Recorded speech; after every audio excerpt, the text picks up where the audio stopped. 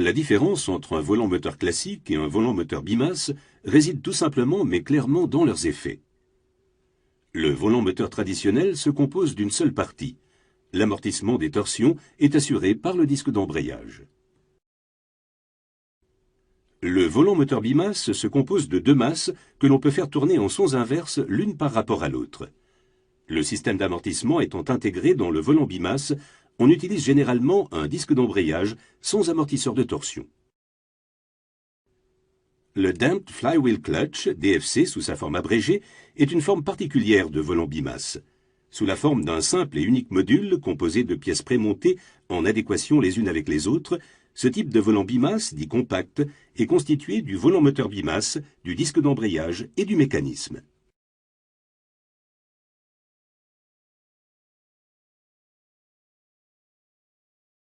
La combustion périodique d'un moteur à piston occasionne des vibrations de torsion dans toute la chaîne cinématique.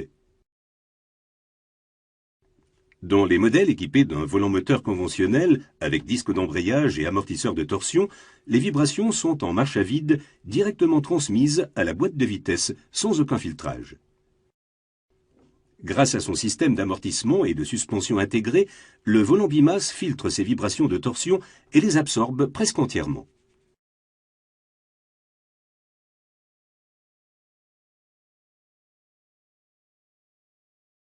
Un volant bimasse standard est constitué d'une part d'une masse primaire avec une couronne démarreur côté moteur et d'autre part d'une masse secondaire pourvue de fente radiale prévue pour le refroidissement de l'embrayage côté boîte de vitesse.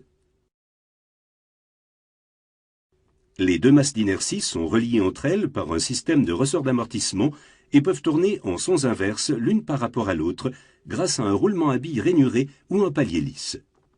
La masse primaire est vissée au vilebrequin. Elle englobe, avec le couvercle primaire, un corps creux qui constitue le canal de guidage des ressorts. Ce sont les ressorts en arc qui font la particularité du volant moteur bimasse. Logés dans des glissières, ces ressorts se trouvent dans le canal de guidage. Les glissières permettent de guider correctement les ressorts en arc, tandis que le graissage du canal réduit la friction entre ressorts et glissières. Le couple est transmis au disque secondaire par l'intermédiaire du flasque dont les becs trouvent leur prise entre les ressorts en arc.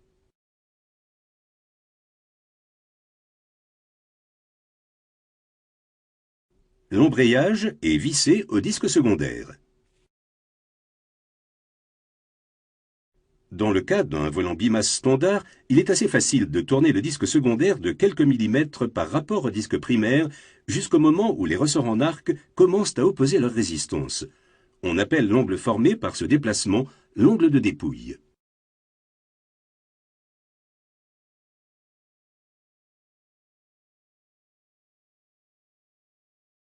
Certains volants bimasse comptent un dispositif de friction supplémentaire, le disque de frottement. Le disque de frottement dispose d'un angle de dépouille, ce qui fait que le frottement supplémentaire ne survient que lors de débattements angulaires importants et permet en fonctionnement un amortissement supplémentaire, par exemple au démarrage ou lors des changements de vitesse.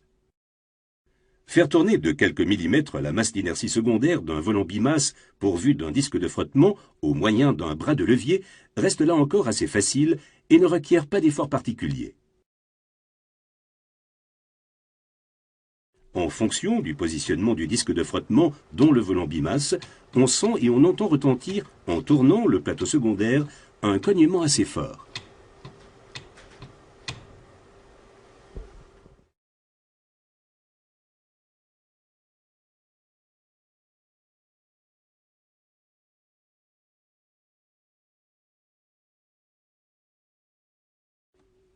Avant de remonter le volant bimasse, vérifiez toujours l'état d'un volant moteur. Voilà un volant bimasse équipé d'un grand roulement à billes. Vérifiez que le volant bimasse ne montre pas, au niveau du roulement, des fuites de graisse ou une coloration d'origine thermique.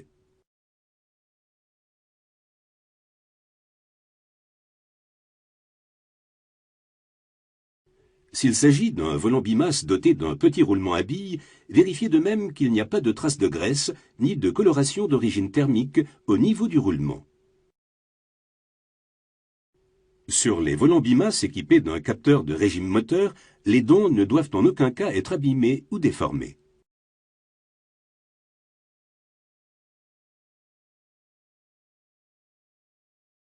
Les volants bimasses de la toute dernière génération sont pourvus d'un palier lisse. Vérifiez que le roulement lui-même n'est pas endommagé, notamment qu'il ne présente pas un jeu radial excessif. La surface de friction ne doit être ni striée ni fissurée.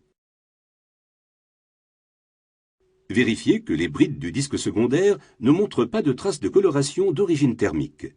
Faites de même pour le pourtour du volant bimasse. La couronne démarreur d'un volant bimasse est soit soudée, soit emmanchée par frettage. Vérifiez qu'elle est fermement fixée et contrôlez l'état de ses dents. On trouve au dos de certains volants bimasse des calottes d'étanchéité. Leur présence n'est pas systématique.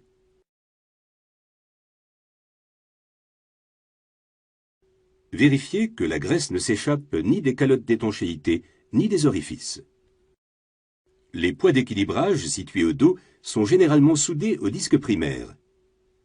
Vérifiez la bonne tenue de tous les poids d'équilibrage. Le détachement éventuel des poids d'équilibrage se remarque à la visibilité des points de soudure. Il existe également des volants bimasse sans poids d'équilibrage. Dans ce cas, l'équilibrage est assuré par une réduction des matériaux.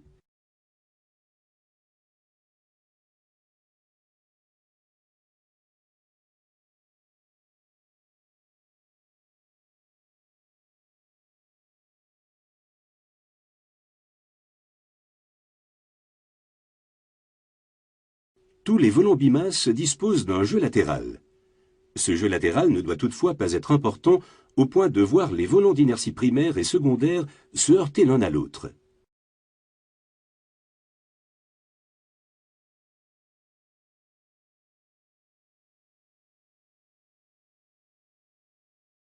Il est possible, sans outillage de mesure spécifique, d'apprécier et de juger du jeu radial d'un volant bimasse équipé d'un palier lisse. Un simple contrôle visuel suffit. Sur une pièce neuve, le jeu radial est d'environ 0,04 mm.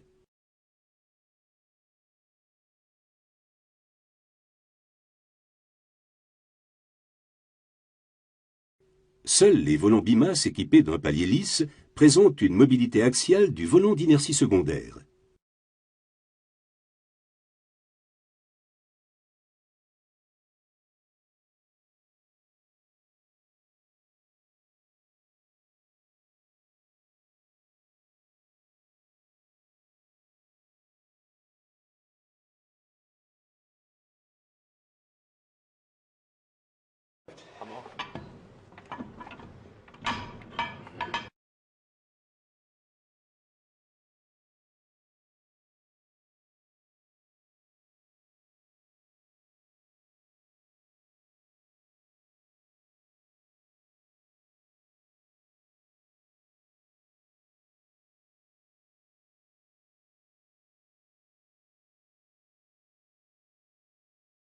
La présence de stries sur la surface de friction indique que l'embrayage est usé. Ces stries ont été provoquées par le frottement des rivets des garnitures d'embrayage. Dans ce cas, il convient de remplacer le volant bimasse.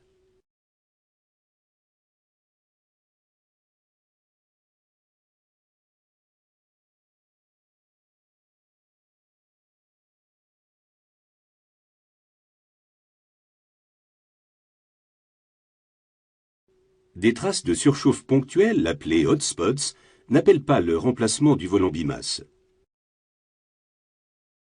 Dans ce cas non plus, les nombreuses traces de surchauffe ne sont pas un problème et n'affectent pas le bon fonctionnement du volant bimasse.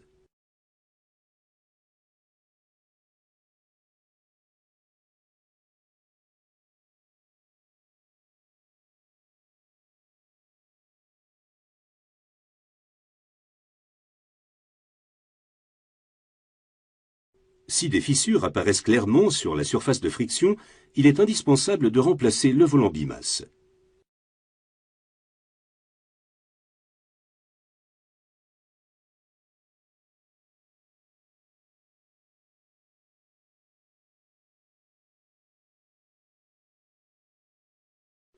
Commencez par vérifier si la surface de friction présente des taches colorées. Une coloration jaune tirant sur l'or, telle qu'elle apparaît dans le cas présent au niveau des rivets, révèle une charge thermique moyenne. La coloration des brides, ici en bleu violacé, est un signe de forte charge thermique. Le cas échéant, il convient de mesurer la concavité du volant.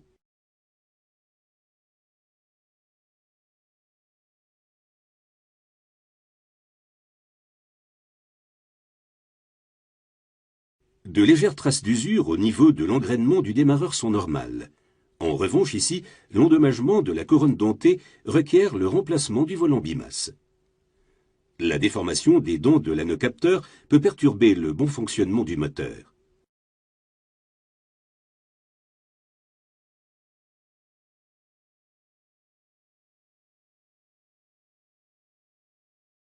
Il n'est pas anormal de constater de légères traces de graisse s'échappant des orifices ou des calottes d'étanchéité. En revanche, s'il y a environ 20 grammes ou plus de graisse dans le carter, remplacez le volant bimasse.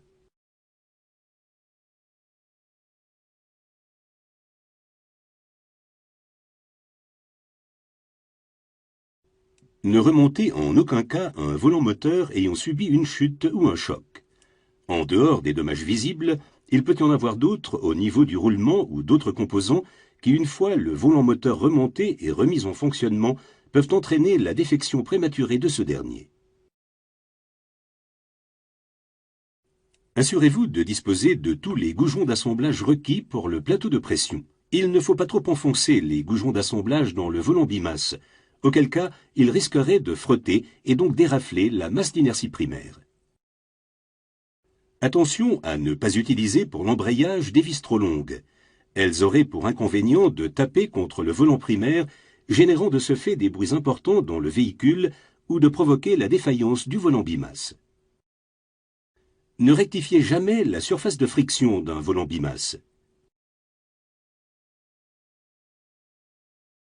Ne lavez jamais le volant bimasse dans une machine à laver les pièces. L'eau y pénétrerait et rendrait la graisse inefficace.